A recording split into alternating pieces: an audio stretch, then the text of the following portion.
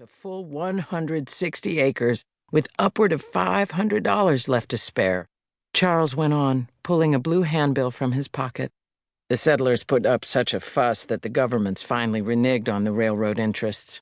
The Indian Territory is there for the taking. $1.25 an acre. We only have to be there when the land opens up.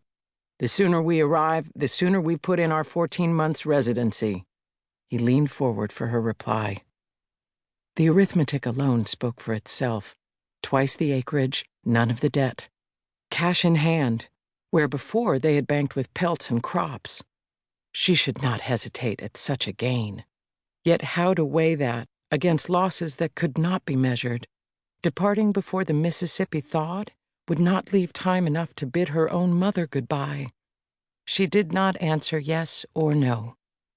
"We will have an increase in the family well before then," she said instead.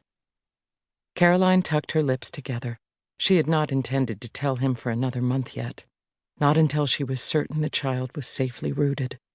But Charles looked at her as though it were the first time, and she went rosy in the glow of his happiness. "When?" he asked. "Before harvest." He combed his fingers through his whiskers.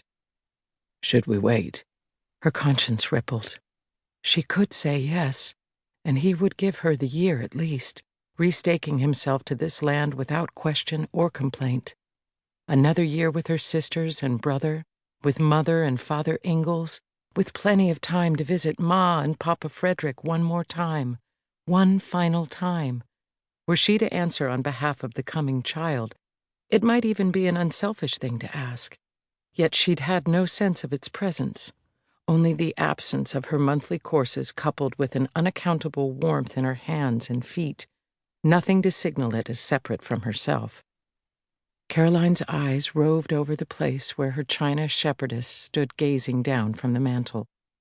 The silken glaze of her painted dress and body seemed at once so hard and smooth as to render the little woman untouchable.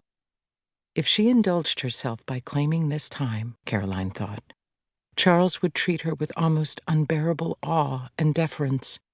No matter that carrying a child made her feel no more fragile than a churn full of cream.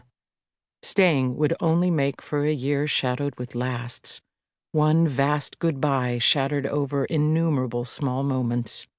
Better to travel now, she decided. It'll only be harder if we wait. He leaned back, grinning, until the chair was on tiptoe.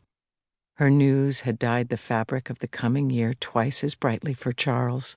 He took up the fiddle and played softly, so as not to wake the girls. "There's a land that is fairer than the day, and by faith we can see it afar, for the Father waits over the way to prepare us a dwelling place there." Caroline laid her morsel of lace aside and rocked herself deeply into the long notes. 2. "Long as those hickory bows are curing, I might as well make a trip into town," Charles said, shrugging into his overcoat. "We still need oakum to caulk the wagon box and canvas for a cover." "Get a good heavy needle and plenty of stout linen thread," Caroline reminded him. "And check the post office," she added, silly as it was. The letter she'd sent into town with Henry the week before could hardly have reached her mother in Concord by now. Charles winked and shut the door, whistling. Caroline stood in the middle of the big room with a burst of breath puffing out her cheeks. Charles always saw the beginning of a new start, never the loose ends of the old one that must be fastened off. The cabin had not seemed overlarge before, but it was more than would fit in a wagon box. The straw ticks alone would fill a third of it. Every object she laid eyes on suddenly demanded a decision of her. To look at it all at once made her mind swarm.